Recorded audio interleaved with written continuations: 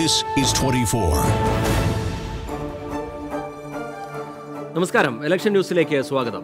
ബിജെപിയെ ചുട്ടുപൊള്ളിച്ച അഴിമതി ആരോപണങ്ങളാൽ സമ്പന്നമായിരുന്നു ഇന്നത്തെ വാർത്താപകൽ.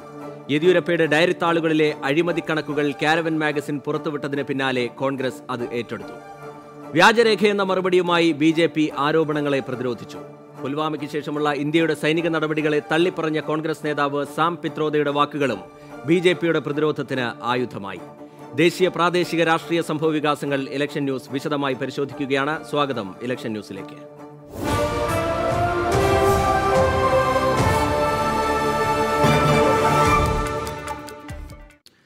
കർണാടക ബിജെപി നേതാവ് യെദ്യൂരപ്പ ബിജെപി നേതാക്കൾക്ക് കോടികൾ നൽകി എന്നുള്ള വാർത്തയാണ് ഇന്നത്തെ പ്രധാനപ്പെട്ട ഒരു തെരഞ്ഞെടുപ്പ് വാർത്ത. കാരണം വലിയ രീതിയിലുള്ള രാഷ്ട്രീയ കോളിളക്കങ്ങൾ ഉണ്ടാക്കാൻ സാധ്യതയുള്ള ഒരു ആരോപണം തന്നെയാണ് ഉയർന്നു വന്നിരിക്കുന്നത്. മന്ത്രിസഭയുടെ തന്നെ മുഖമായിട്ടുള്ള രാജ്നാഥ് സിംഗ്, നിതിൻ ഗഡ്കരി, അരുൺ ജെയ്റ്റ്ലി എന്നിവരെല്ലാം ഈ ആരോപണത്തിൽ പെടുന്നുണ്ട്. ഈ വാർത്തയുടെ വിശദമായ വിശകലനങ്ങൾക്ക് വേണ്ടി S Vijayakumar, senior news editor, നമ്മളോടൊപ്പം ചേരുന്നുണ്ട്. സ്വാഗതം വിജയകുമാർ. തെരഞ്ഞെടുപ്പ് അടുത്തിരിക്കുന്ന ഒരു സാഹചര്യമാണ്. വളരെ സുപ്രധാനമായ ഒരു തെരഞ്ഞെടുപ്പിനെ കോൺഗ്രസ് നേരിടാൻ പോകുന്നു. ഈ ബിജെപിയും കോൺഗ്രസും നേരിടാൻ പോകുന്നു. ഈ ഒരു സാഹചര്യത്തിൽ ബിജെപിക്കെതിരെ ഉയർന്നു വന്നിരിക്കുന്ന ഈ ഒരു ആരോപണം, ഈ ആരോപണത്തിന്റെ അടിസ്ഥാനം എന്താണ്? അതുപോലെ തന്നെ ഏത് രീതിയിലുള്ള ഒരു ഇമ്പാക്റ്റ് ആണ് ഈ തെരഞ്ഞെടുപ്പിൽ ഈ ആരോപണം ഉയർത്തിക്കൊണ്ടുവരാൻ പോകുന്നത്? എനിക്ക് തോന്നുന്നു രജിത്ത്, കാരവാൻ മാഗസിൻ പുറത്തുവിട്ട ഈ യെദ്യൂരപ്പയുടെ ഡയറി, യെദ്യൂരപ്പാസ് ഡയറി രാഷ്ട്രീയമായി വലിയ പ്രതിസന്ധി ബി ജെ പിക്ക് ഉണ്ടാക്കും. കാരണം കോൺഗ്രസിൻ്റെ അല്ലെങ്കിൽ പ്രതിപക്ഷത്തിൻ്റെ മുഴുവൻ പ്രചാരണവും ചൗക്കിദാർ ചോർ ഹേ എന്ന മുദ്രാവാക്യത്തിൽ ഊന്നിയാണ്. കാവൽക്കാരൻ കള്ളനാണ് എന്ന്. ആ മുദ്രാവാക്യത്തിന് ബലം കൊടുക്കുന്ന ആരോപണങ്ങൾ, ഇപ്പം പ്രധാനമന്ത്രിയെ നേരിട്ട് ഇതിൽ പ്രതിക്കൂട്ടിൽ നിർത്തുന്നില്ല, അല്ലെ അമിത്ഷായെ നിർത്തുന്നില്ല എങ്കിൽ പോലും ബി ജെ പിയുടെ ഒരു ലെയർ, ഒരു മുഴുവൻ നിര നേതാക്കളെയും ഇതിൽ പ്രതിസ്ഥാനത്ത് നിർത്തുന്നുണ്ട് യെദ്യൂരപ്പയുടെ ഈ ഡയറി താളുകൾ. സ്വാഭാവികമായും ഇതിന് ബി ജെ പി രാഷ്ട്രീയമായ മറുപടി പറയേണ്ടി വരും. ഇനിയിപ്പോൾ അതിന് നിയമപ്രശ്നങ്ങൾ എന്തുമായിക്കൊള്ളട്ടെ, അത് ശരിയോ തെറ്റോ എന്നതിനപ്പുറത്തേക്ക് ഒരു രേഖ, തെരഞ്ഞെടുപ്പ് കാലത്ത് ഒരു രേഖ, അത് സംസാരിക്കുന്ന ചില വിവരങ്ങൾ അതിലുണ്ട്. യെദ്യൂരപ്പയുടെ ഒപ്പുണ്ട്. അത് ഒരു പ്രധാനപ്പെട്ട മാഗസിൻ അത് പുറത്തുവിട്ടു. ആദായ നികുതി വകുപ്പിൻ്റെ കയ്യിൽ അതുണ്ട്. 2017 മുതൽ എന്ന വിവരവും ആദായ നികുതി വകുപ്പ് ഇതുവരെ നിഷേധിച്ചിട്ടില്ല. DK ജയകുമാറിൻ്റെ വീട്ടിലെ റെയ്ഡിൽ നിന്നും അതുമായി ബന്ധപ്പെട്ട ചില വിവരങ്ങൾ കിട്ടി എന്നതുകൂടി ഇതിൻ്റെ ഭാഗമായി പുറത്തു വരുന്നുണ്ട്. അപ്പോൾ വിജയൻ സൂചിപ്പിച്ചത് തന്നെയാണ് വളരെ പ്രധാനപ്പെട്ട ഒരു കാര്യം. നരേന്ദ്രമോദിക്കെതിരെ നേരിട്ടല്ല, പക്ഷേ കേന്ദ്ര സർക്കാരിന്റെ മുഖമായിട്ടുള്ള ആളുകൾ, അരുൺ ജെയ്റ്റ്ലി, നിതിൻ ഗഡ്കരി, രാജ്നാഥ് സിംഗ്, അദ്വാനി പോലുള്ള മുതിർന്ന നേതാക്കൾ, അദ്വാനി പോലുള്ള, മുരളി മനോഹർ ജോഷി പോലുള്ള മുതിർന്ന നേതാക്കൾ വളരെ പെട്ടെന്നൊന്നും ഈ ഒരു ആരോപണത്തിൽ നിന്ന് ബി ജെ പിക്ക് ഒഴിഞ്ഞു മാറാൻ കഴിയില്ല. നമുക്ക് അതുമായി ബന്ധപ്പെട്ട അതിന്റെ കൂടെ തന്നെയുമല്ല ബി ജെ പിക്ക് 1000 കോടി കൊടുത്തതിന്റെ കണക്കും അതിലുണ്ട്. അപ്പോൾ സംഘടന എന്ന നിലയിൽ ബി ജെ പിക്ക് മറുപടി പറയേണ്ടി വരും, രാഷ്ട്രീയമായും നിയമപരമായും ഒക്കെ. അതെ, ഈ മുഖ്യമന്ത്രി പദം നിലനിർത്തുക എന്നുള്ളതിനു വേണ്ടി 1000 കോടി നൽകി എന്നുള്ളതാണ് ഒരാരോപണം. അതുപോലെ തന്നെ മറ്റ് കാര്യങ്ങൾക്ക് വേണ്ടി 150, 100 കോടി, 50 അത്തരത്തിൽ കോടികൾ നൽകുന്ന ഒരു സാഹചര്യമുണ്ടായിരുന്നു. ഈ ജഡ്ജിമാർക്കും അഭിഭാഷകർക്കും ഒക്കെ പണം നൽകുന്നത് സംബന്ധിച്ച് അത് ഏത് രീതിയിലായിരിക്കുമെന്നാണ് വിജയൻ? അഭിഭാഷകർക്ക് പണം നൽകിയതിന്റെ കണക്ക് അത് വക്കീൽ ഫീസ് എന്ന നിലയിൽ തന്നെയാണ് എന്ന് ആ ഡയറിയിൽ യെദ്യൂരപ്പ എഴുതിയിട്ടുണ്ടെന്നാണ് കാരവൻ റിപ്പോർട്ട് ചെയ്യുന്നത്. ജഡ്ജിമാരുടെ കാര്യത്തിലൊക്കെ വലിയ സങ്കീർണമായ പ്രശ്നങ്ങളാണ്. നമ്മുടെ നാട്ടിലെ ജുഡീഷ്യറിയിൽ പണം കൊടുത്ത് കേസുകൾ ജയിക്കുന്നു. യെദ്യൂരപ്പയെ സംബന്ധിച്ചിടത്തോളം അദ്ദേഹത്തിന് ചില ഭൂമി കേസുകളിൽ അദ്ദേഹം പ്രതിയായ സമയത്ത് ആ കേസിലൊക്കെ അദ്ദേഹം കുറ്റവിമുക്തനാക്കപ്പെട്ടിട്ടുണ്ട്. അതൊക്കെ നമുക്ക് ഇതുമായി ചേർത്ത് വെച്ച് വായിക്കേണ്ടി വരും. എന്തായാലും തെരഞ്ഞെടുപ്പ് കാലത്ത് കോൺഗ്രസിന് കിട്ടാവുന്ന നല്ല ഒരു ആരോപണമാണിത്. ആ വാർത്ത വന്നതിന് തൊട്ട് പിന്നാലെ തന്നെ എനിക്ക് തോന്നുന്നത് അതിൻ്റെ വിശദാംശങ്ങൾ പരിശോധിക്കുമ്പോൾ ആർക്കൊക്കെ എത്ര കോടി കൊടുത്തു, അദ്വാനിക്ക് 50 കോടി, അദ്വാനി മുതൽ അരുൺ ജെയ്റ്റ്ലി, അതുപോലെ ബി ജെ പിക്ക് 1000 കോടി കണക്കുകൾ കൂടി ഒന്ന് നോക്കാം. അതെ, അതിന്റെ വിശദാംശങ്ങൾ നമുക്ക് പരിശോധിക്കാം. അരുൺ ജെയ്റ്റ്ലിക്ക് 150 കോടി രൂപയാണ് യെദ്യൂരപ്പ കൊടുത്തിരിക്കുന്നത്. ഈ ഡയറി താളുകളിൽ നിന്ന് നമുക്ക് മനസ്സിലാക്കാൻ കഴിയും. എന്താണ് ഇതിന്റെ ഒരു ആവശ്യം? 150 കോടി രൂപ കൊടുത്തത് എന്തിന്? നിതിൻ ഗഡ്കരിക്കും 150 കോടി രൂപ കൊടുത്തതായി ഈ ഡയറിയിൽ കുറിച്ചിട്ടുണ്ട്. തന്നെയുമല്ല രജിത്ത്, ഇതിൽ അദ്ദേഹത്തിന്റെ ഒപ്പുകൂടിയുണ്ട്. ഈ കണക്ക് സൂക്ഷിച്ച പുസ്തകത്തിൽ ഒപ്പും അദ്ദേഹം ചേർത്തിട്ടുണ്ട്. സംബന്ധിച്ച് ആരോപണമാണ് ബി ജെ പി പുതുതായി ഉന്നയിക്കുകയും യഥാർത്ഥ ഒപ്പല്ല എന്നുള്ളത്. നിതിൻ ഗഡ്കരിക്ക് 150 കോടി രൂപയാണ് നൽകിയിരിക്കുന്നത്. അതേപോലെ ജഡ്ജിമാർക്ക് നൽകിയത് 250 കോടി രൂപയാണ് എന്നാണ് കാരവന്റെ. അങ്ങേറ്റം ഗൗരവമുള്ള ആരോപണമാണ്. കാരണം ഇതിലൊക്കെ വലിയ അന്വേഷണം വേണ്ടി വരും. 250 കോടി കൊടുത്താൽ നമ്മുടെ ജുഡീഷ്യറിയെ വാങ്ങാൻ പറ്റുമോ എന്നുള്ള ചോദ്യമൊക്കെ ഈ ഘട്ടത്തിൽ ഉയർന്നു വരുമല്ലോ. ഇപ്പോൾ ഈ ലോക്പാലിന്റെ ആദ്യ കേസായി ഇത് അന്വേഷിക്കണം എന്നുള്ള ഒരു വാദം കോൺഗ്രസ് ഉന്നയിച്ചു കഴിഞ്ഞു. കാരണം വളരെ ഗൗരവമുള്ള ഒരു ആരോപണമായി തന്നെ കോൺഗ്രസ് ഇതിനെ ഉയർത്തിക്കൊണ്ടുവരുന്നുണ്ട്. ഒപ്പം തന്നെ വിജയൻ ശ്രദ്ധേയമായ ഒരു കാര്യം, ഇത് 2017 തന്നെ ഇതുമായി ബന്ധപ്പെട്ടുള്ള കൃത്യമായ വിവരങ്ങൾ ആദായനികുതി വകുപ്പിന് ലഭിച്ചിരുന്നു. പക്ഷേ യാതൊരു തരത്തിലുള്ള അന്വേഷണവും ആദായനികുതി വകുപ്പിന്റെ ഭാഗത്ത് നിന്ന് ഉണ്ടാകാതെ പോകുന്ന സാഹചര്യമുണ്ടായി. പ്രത്യേകിച്ച് എടുത്തു പറയേണ്ട ഒരു കാര്യം, ഭരണഘടനാ സ്ഥാപനങ്ങളെ പൂർണ്ണമായി സർക്കാർ കൈയാളുന്നു അല്ലെങ്കിൽ വഴിവിട്ട രീതിയിൽ ഉപയോഗിക്കുന്നു എന്നുള്ളൊരു ആരോപണം നിലനിൽക്കുന്ന ഒരു സാഹചര്യം കൂടിയാണല്ലോ. ഈ ഒരു സാഹചര്യത്തിൽ കോൺഗ്രസ് പ്രത്യേകമായി ഇന്നത്തെ സുർജേവാലയുടെ വാർത്താ സമ്മേളനത്തിൽ എടുത്തു ചൂണ്ടിക്കാട്ടിയ ഒരു കാര്യം അതായിരുന്നു. ഈ ആദായനികുതി വകുപ്പിന് ഉദ്യോഗസ്ഥർക്ക് മേൽ വലിയ രീതിയിലുള്ള സമ്മർദ്ദമുണ്ട്, അതുകൊണ്ട് യാതൊരു തരത്തിലുള്ള അന്വേഷണവും നടത്താൻ കഴിയാത്ത സാഹചര്യമാണ് നിലവിലുള്ളത് എന്ന് കോൺഗ്രസ് ആരോപിച്ചു കഴിഞ്ഞാൽ. അത് വളരെ പ്രധാനപ്പെട്ട കാര്യമാണ്. കാരണം ആദായനികുതി വകുപ്പിനെതിരായ ഏറ്റവും വലിയ ആരോപണം പ്രതിപക്ഷ നേതാക്കളെ വേട്ടയാടാൻ വേണ്ടി ഉപയോഗിക്കുന്നു എന്നതാണ്. ഇപ്പോൾ enforcement directorate, income tax department, അതുപോലെയുള്ള മറ്റ് നികുതി സംവിധാനങ്ങളൊക്കെ പ്രതിപക്ഷ നേതാക്കളുടെ വീടുകളിലേക്ക് എത്തുന്നു. പക്ഷേ പ്രധാനമന്ത്രിക്കെതിരെ ആരോപണമുണ്ട്, അമിത്ഷായ്ക്കെതിരെ ആരോപണമുണ്ട്, മറ്റു മന്ത്രിമാർക്കെതിരെ ആരോപണമുണ്ട്. അവർക്കെതിരെ ഒന്നും ഒരു അന്വേഷണവും നടക്കുന്നില്ല. ഇത് പ്രതിപക്ഷത്തിൻ്റെ, പ്രത്യേകിച്ച് രാഹുൽ ഗാന്ധിയുടെ ആരോപണങ്ങളിൽ ഒന്നാണ്. അത് നിലനിൽക്കുകയാണ് 2017 മുതൽ ഈ ഡയറി കൈവശം വെച്ചിരിക്കുകയാണ് എന്ന് അവർ പറഞ്ഞുകൊണ്ടിരിക്കുന്നത്. സുർജേവാലയുടെ പ്രതികരണത്തിലേക്ക് ഒന്ന് നോക്കാം. कि 2017 से ये डायरी और इसकी सारी एंट्रीज जिस पर तथाकथित तरीके से बीएस येदियुरप्पा जी के दस्तखत हैं, ये देश के इनकम टैक्स विभाग के पास है, तो मोदी जी से लेकर उनके सारे भाजपा नेतृत्व ने इसकी जांच क्यों नहीं करवाई? വിജയൻ, കാവൽക്കാരൻ കള്ളനാണ് എന്നുള്ളതായിരുന്നല്ലോ രാഹുലിന്റെ ഒരു വലിയ രീതിയിലുള്ള ഈ പ്രചാരണത്തിന്റെ ഒക്കെ ഘട്ടങ്ങളിലൊക്കെ ഉയർന്നു വന്നിട്ടുള്ള ഒരു സാഹചര്യം. റഫാൽ അടക്കം ഉന്നയിച്ചുകൊണ്ടായിരുന്നു വലിയ രീതിയിലുള്ള പ്രചാരണ തന്ത്രങ്ങൾ കോൺഗ്രസ് നടത്തിയത്. ഇപ്പോഴിതാ കോൺഗ്രസിന് പുതിയ ഒരു കാര്യം കൂടി കിട്ടിയിരിക്കുന്നു. വലിയ രീതിയിലുള്ള ഒരു പ്രതിസന്ധി തന്നെ ഇനിയുള്ള തെരഞ്ഞെടുപ്പ് പ്രചാരണം ഒരു പ്രത്യേക ഘട്ടത്തിലേക്ക് എത്തി നിൽക്കുന്ന ഒരു സമയത്ത് വലിയൊരു ഇമ്പാക്ട് തന്നെ ഉണ്ടാക്കാൻ പോകുന്നില്ലേ? അത് തീർച്ചയായും ഇത് അന്തരീക്ഷത്തിൽ ഉയർന്നു നിൽക്കും, അക്കാര്യത്തിൽ ഒരു സംശയമില്ല. പക്ഷേ ഇതിനെ എങ്ങനെ BJP മറികടക്കുമെന്നത് വളരെ പ്രധാനപ്പെട്ട കാര്യമാണ്. കാരണം അഴിമതി ആരോപണങ്ങൾ നമ്മളുടെ പൊതുമണ്ഡലത്തിൽ ഉയർന്നു നിന്നാൽ അതിനെ മറികടക്കുന്ന ചില രാഷ്ട്രീയ തന്ത്രങ്ങൾ BJP എല്ലാ കാലത്തും പ്രയോഗിക്കാറുണ്ട്. ഇപ്പോൾ അത്തരം ചില ആയുധങ്ങൾ ഇന്ന് തന്നെ കിട്ടിയിട്ടുണ്ട്. നമുക്ക് അതിൻ്റെ വിശദാംശങ്ങളിലേക്ക് വരാം. ഈ ആരോപണം വന്നതിന് തൊട്ടു പിന്നാലെ തന്നെ അതിനെ രാഷ്ട്രീയമായി പ്രതിരോധിച്ചു യെദിയൂരപ്പ. കോൺഗ്രസിൻ്റെ പരാജയ ഭീതിയാണ് ഇത് എന്ന് പറയുകയും ശക്തമായി ഇതിൽ ഈ ഡയറി കുറിപ്പുകളെ തള്ളി പറഞ്ഞുകൊണ്ട് യെദിയൂരപ്പ രംഗത്ത് വരികയും ചെയ്തിട്ടുണ്ട്. നമുക്ക് യെദിയൂരപ്പയുടെ ഒരു സൗണ്ട് ബൈറ്റ് കൂടി കേൾക്കാം. All the issues being raised by Congress, including one raised by them today about alleged payment of crores of rupees, has been already inquired and found that documents are fake. IT department officials have already probed the issue to find that the documents and signatures and handwritten notes are forged one. Congress leaders who are apt in carrying out all these atrocious and malicious campaigns have planted this story in the media to gain political mileage in the coming elections. രേഖകൾ വ്യാജമാണ് എന്നാണ് യെദിയൂരപ്പയുടെ income tax ഇതൊക്കെ പരിശോധിച്ചിട്ടുള്ളതാണ്. ഇതൊരു സങ്കീർണമായ നിയമപ്രശ്നമായി മാറും രജിത്ത്. കാരണം ഇത് തെളിയിക്കുക, അതായത് ഈ ഡയറി കുറിപ്പിൽ ഈ രേഖകളുണ്ട്, പേരെഴുതി വെച്ചു എന്നതുകൊണ്ട് മാത്രം പോരല്ലോ. ഈ ട്രാൻസാക്ഷൻ നടന്നു, ഈ സാമ്പത്തിക ഇടപാട് നടന്നു എന്നത് തെളിയിക്കുക എന്നത് വളരെ പ്രധാനപ്പെട്ട കാര്യമാണ്. പക്ഷേ ഒരു തെരഞ്ഞെടുപ്പിൻ്റെ സമയത്ത് അത്തരം ചോദ്യങ്ങൾക്കൊന്നും വലിയ പ്രസക്തിയില്ല. ആരോപണം ഉയർത്തിക്കൊണ്ട് വരിക, അത് തുടർ ചർച്ചകൾക്ക് വിധേയമാക്കുക. എനിക്ക് തോന്നുന്നു യെദിയൂരപ്പയുടെ ഈ പ്രസ്താവന വന്നതിന് തൊട്ടു പിന്നാലെ രവിശങ്കർ പ്രസാദ്, മുതിർന്ന നേതാവ് തന്നെ, നിയമമന്ത്രി തന്നെ രംഗത്തെത്തി ഈ ആരോപണങ്ങളെ തള്ളിപ്പറഞ്ഞു. ഇതേ ആരോപണം തന്നെ, ഈ ഫേക്കാണ് ഡോക്യുമെന്റ്സ്, വ്യാജരേഖയാണ് എന്ന് പറഞ്ഞ് രവിശങ്കർ പ്രസാദ് രംഗത്ത് वന്നു. നമുക്ക് രവിശങ്കർ പ്രസാദിന്റെ വാക്കുകൾ കേൾക്കാം. मिलता है तो झूठ और फरेब पे उतर जाती है.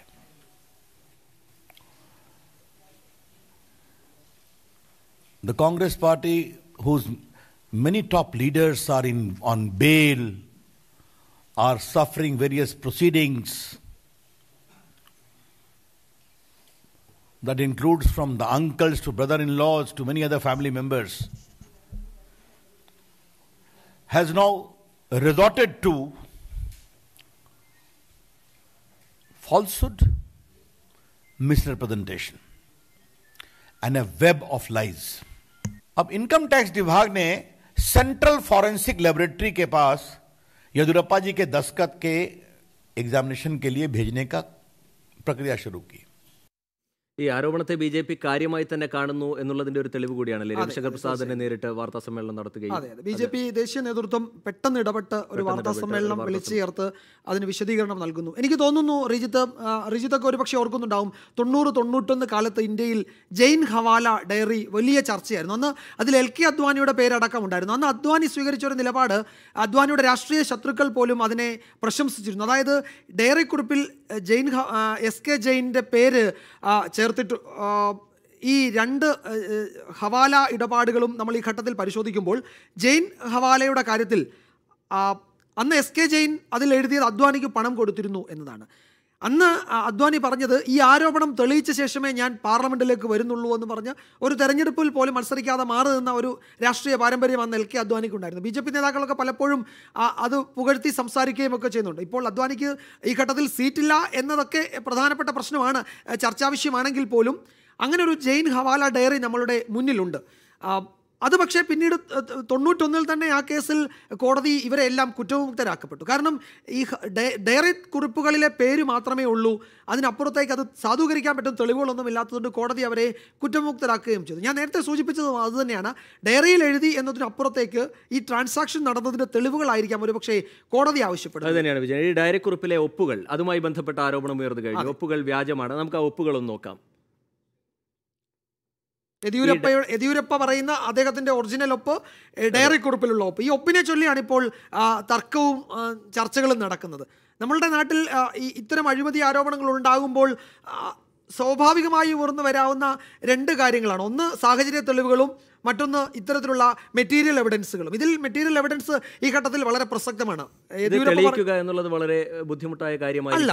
ഇത് തെളിയിക്കുക വലിയ ബുദ്ധിമുട്ടുള്ള കാര്യമല്ല. ഫോറൻസിക് സയൻസ് ലാബുകളിൽ നമുക്ക് ഈ കൈയക്ഷരവും ഒപ്പുകളും ഒക്കെ തിരിച്ചറിയുന്നതിനും അത് യഥാർത്ഥമാണോ എന്ന് പരിശോധിക്കുന്നതിനും ഉള്ള എല്ലാ സംവിധാനങ്ങളുമുണ്ട്. ഇപ്പോൾ യെദിയൂരപ്പ അദ്ദേഹത്തിൻ്റെ ഒറിജിനൽ ഒപ്പ്, അദ്ദേഹത്തിൻ്റെ ഔദ്യോഗിക രേഖകളിലുള്ള ഒപ്പും ഈ ഡയറിയിലെ ഒപ്പുകളും നമ്മുടെ ഫോറൻസിക് ലാബിൽ അന്വേഷണ സംഘത്തിന് കൊടുത്താൽ ഇതിൽ ഒറിജിനൽ ഏതാണെന്ന് കണ്ടുപിടിക്കാൻ കഴിയും. അതുപോലെ ഹാൻഡ് റൈറ്റിംഗും കണ്ടുപിടിക്കാൻ കഴിയും. തന്നെയുമല്ല, ഇതിന്റെ ഒറിജിനൽ പുറത്തു വന്നിട്ടില്ല എന്നതാണ് BJP പറയുന്ന മറ്റൊരു കാര്യം. ധൈര്യമുണ്ടെങ്കിൽ ഒറിജിനൽ പുറത്തു വിടുവെന്ന് കോൺഗ്രസിനെ യെദിയൂരപ്പയും രവിശങ്കർ പ്രസാദും വെല്ലുവിളിക്കുകയും ചെയ്തിട്ടുണ്ട്.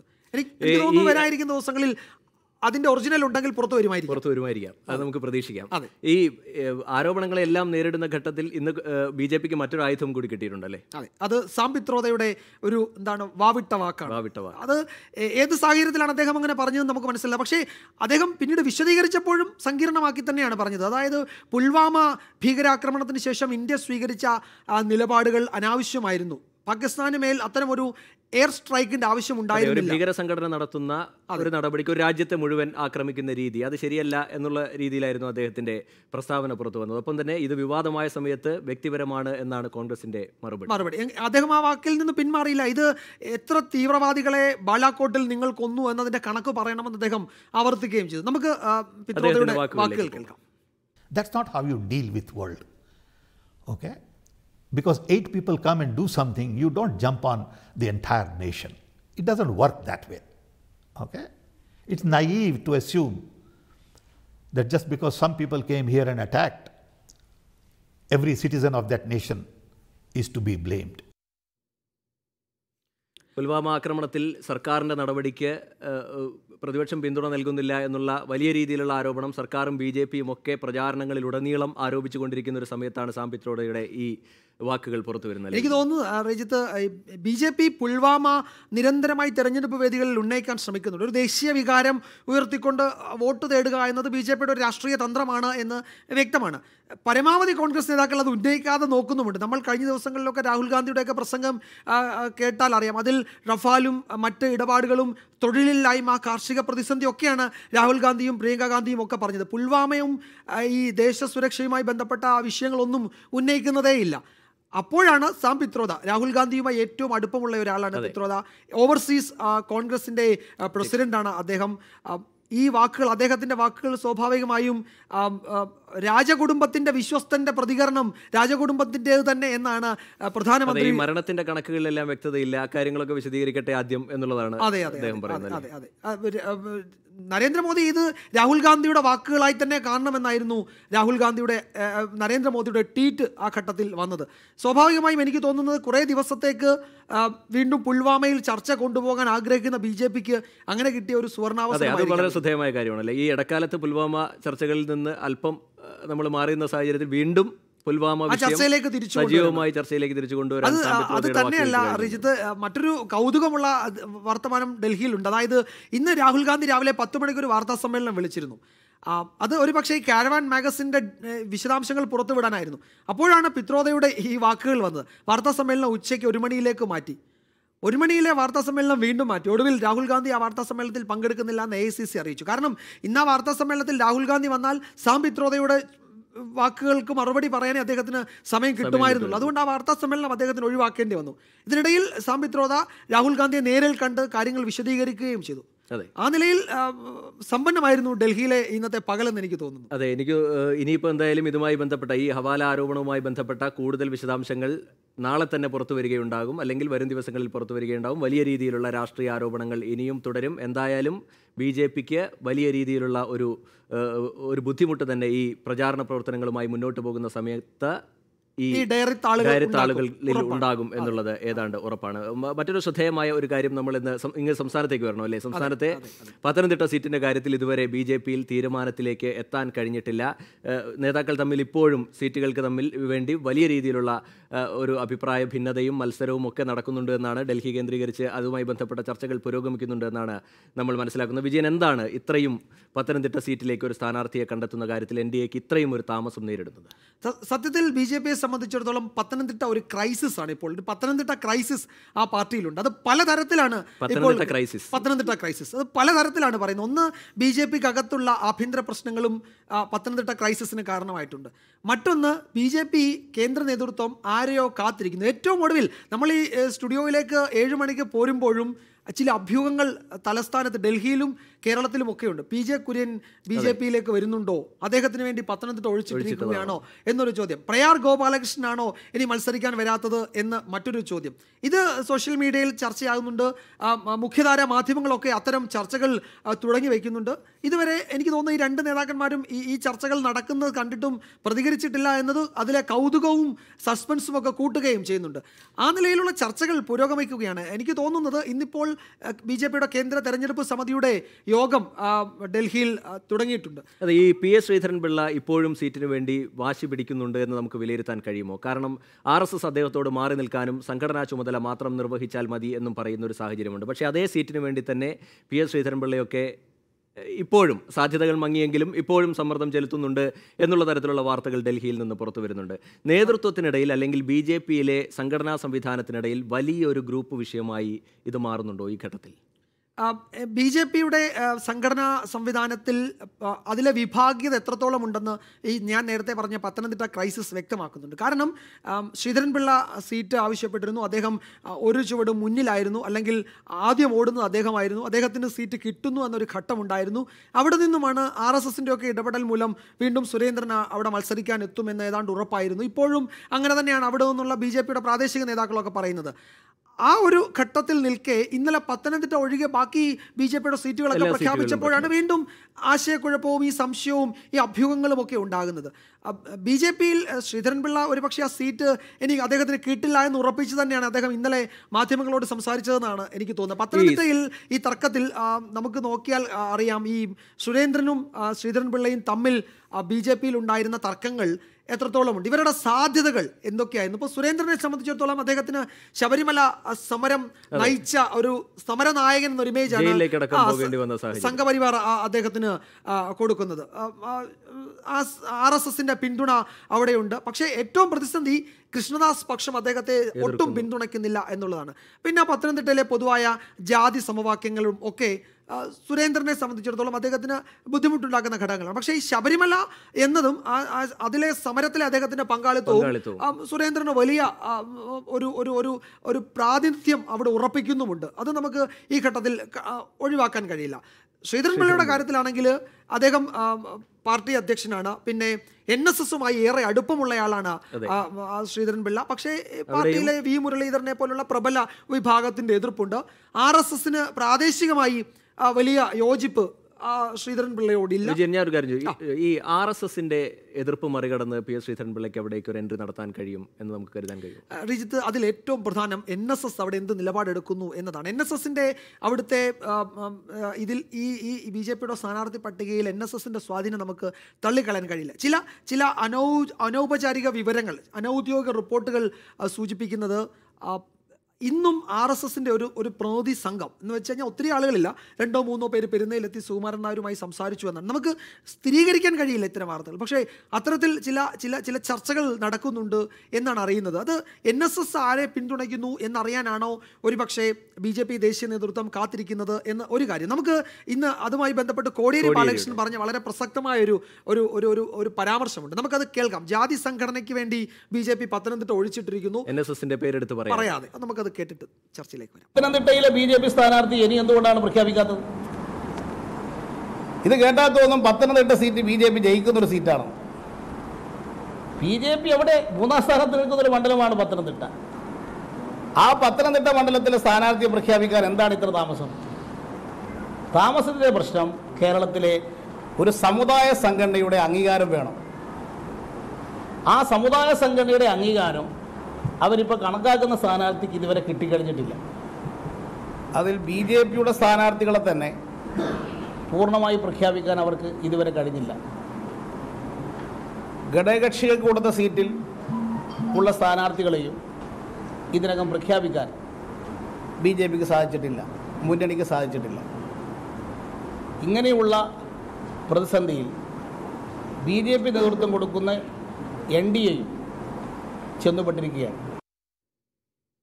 അതെ, NSSന്റെ പേരെടുത്ത് പറയാതെ തന്നെ കോടിയേരി കൃത്യമായി കാര്യങ്ങൾ പറയുകയാണ്. വിജയൻ, ഈ സ്ഥാനാർത്ഥി പ്രഖ്യാപനം വൈകുന്നതിൽ വലിയ രീതിയിലുള്ള പ്രതിഷേധം എന്തായാലും ഉയർന്നു വന്നു കഴിഞ്ഞിട്ടുണ്ടല്ലോ. ശബരിമല സംരക്ഷണ സമിതി അടക്കം ആ വിഷയം ഉന്നയിച്ചു കഴിഞ്ഞിട്ടുണ്ട്. ഈ സ്ഥാനാർത്ഥി വൈകുന്നതോളം ഈ വിജയസാധ്യതയ്ക്ക് മങ്ങലേൽക്കുന്നു അങ്ങനെയാണ് BJPയുടെയും RSSന്റെയും പ്രാദേശിക നേതൃത്വം പറയുന്നത്. ഇന്ന് വി മുരളീധരനെ അനുകൂലിക്കുന്ന നേതാക്കൾ നമ്മൾ സ്വകാര്യ സംഭാഷണങ്ങളിൽ അത് സൂചിപ്പിക്കുകയും ചെയ്യുന്നുണ്ട്. അവർക്ക് അക്കാര്യത്തിൽ വലിയ അതൃപ്തിയുണ്ട്. എന്തുകൊണ്ട് സുരേന്ദ്രന്റെ പേര് നിങ്ങൾ ഔദ്യോഗികമായി പ്രഖ്യാപിക്കുന്നില്ല എന്ന നിലയിലേക്ക് പോകും. നമുക്ക് ശ്രീകാന്തിനോട് ഒരു പക്ഷേ ഇക്കാര്യത്തെ പറ്റി കൂടുതൽ വിശദാംശങ്ങൾ തേടാം. ശ്രീകാന്ത്, കഴിഞ്ഞ കുറേ ദിവസങ്ങളായി ശ്രീകാന്ത് ഈ വാർത്ത ഫോളോ ചെയ്യുന്നുണ്ട്. ഏറ്റവും ഒടുവിൽ എന്താണ് അറിയുന്നത്? PJ കുര്യന് വേണ്ടിയോ പ്രയാർ ഗോപാലകൃഷ്ണന് വേണ്ടിയോ അതല്ലെങ്കിൽ മറ്റേതെങ്കിലും പുറത്തു നിന്നുള്ള ഒരാൾക്ക് വേണ്ടിയോ ഒക്കെ ഈ സീറ്റ് ഒഴിച്ചിട്ടിരിക്കുന്നു എന്ന അഭ്യൂഹങ്ങൾക്ക് എന്തെങ്കിലും അടിസ്ഥാനമുണ്ടോ? വിജയൻ, ഇപ്പോഴും BJPയുടെയും RSSന്റെയും പ്രാദേശിക നേതാക്കൾക്ക് നൽകിയിരിക്കുന്ന നിർദ്ദേശം K സുരേന്ദ്രൻ തന്നെയാകും സ്ഥാനാർത്ഥി. അതിനുവേണ്ടി പ്രചാരണ രംഗത്ത് സജീവമാകാനാണ്. അതിനുവേണ്ടിയുള്ള പ്രവർത്തനങ്ങളുമായി പത്തനംതിട്ടയിലെ പ്രാദേശിക നേതാക്കൾ മുന്നോട്ട് പോവുകയുമാണ്. K സുരേന്ദ്രൻ അനൌദ്യോഗികമായി അവിടുത്തെ പ്രധാന നേതാക്കളെയും പാർട്ടി നേതാക്കളെയും പ്രമുഖരായ വ്യക്തികളെയും നേരിട്ട് കാണുകയും ചെയ്തിരുന്നു. പക്ഷേ അറിയാൻ സാധിക്കുന്ന കാര്യം, ഇന്ന് BJPയുടെ ദേശീയ നേതൃത്വത്തിൽ നിന്നുള്ള ഒരു പ്രതിനിധിയും അതോടൊപ്പം RSSന്റെ 2 പേരും സുകുമാരൻ നായരുമായി ചർച്ച നടത്തി എന്നുള്ളതാണ്. ഇത് നമുക്ക് ഉറപ്പിക്കാൻ സാധിച്ചിട്ടില്ല, പക്ഷേ അത്തരത്തിൽ ചർച്ച നടന്നു എന്നുള്ള വിവരങ്ങൾ ലഭിക്കുന്നുണ്ട്. ആ ചർച്ച സുരേന്ദ്രനോ മറ്റ് BJPയിൽ നിന്നുള്ള ആരെങ്കിലുമോ അല്ലാതെ മറ്റാരെങ്കിലും സ്ഥാനാർത്ഥിയാക്കുന്നത് സംബന്ധിച്ചാണ് എന്നുള്ളതാണ് നമുക്ക് മനസ്സിലാകുന്നത്. അതിന് NSSന്റെയും RSSന്റെയും ഉൾപ്പെടെയുള്ളവരുടെ അഭിപ്രായം ദേശീയ നേതൃത്വത്തിന് സ്വരൂപിക്കേണ്ടതുണ്ട്.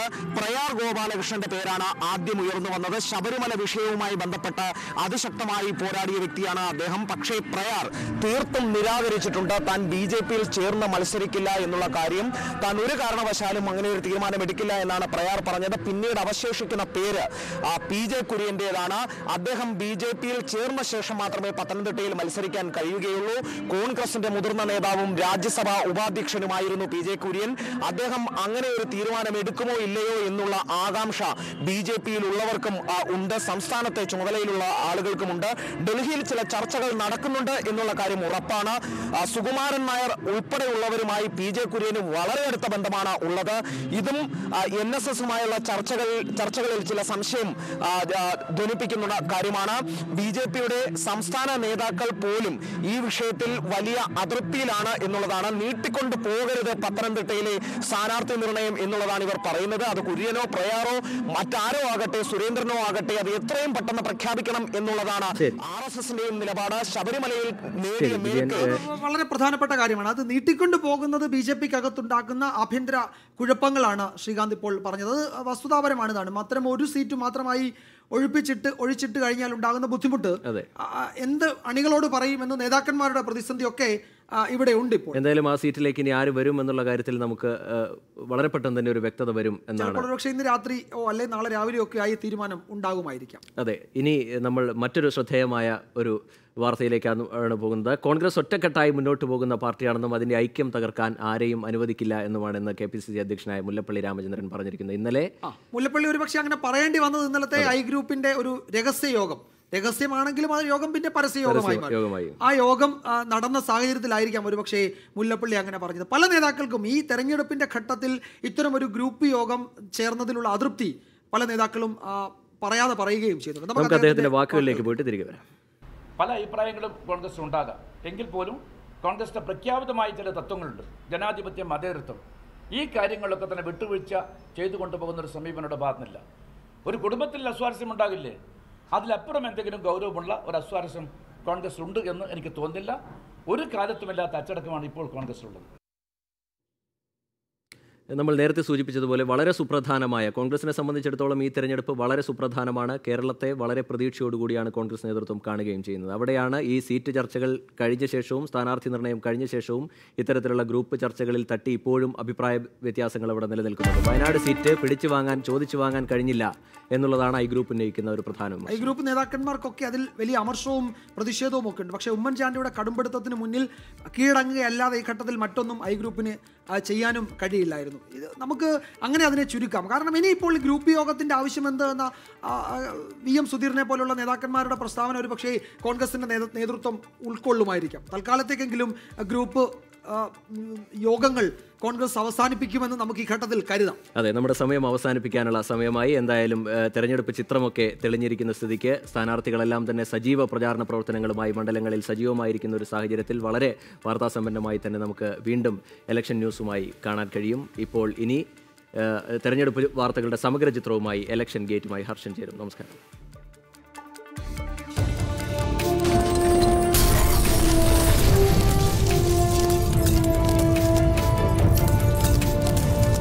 Watching 24 from News Headquarters, Kochi.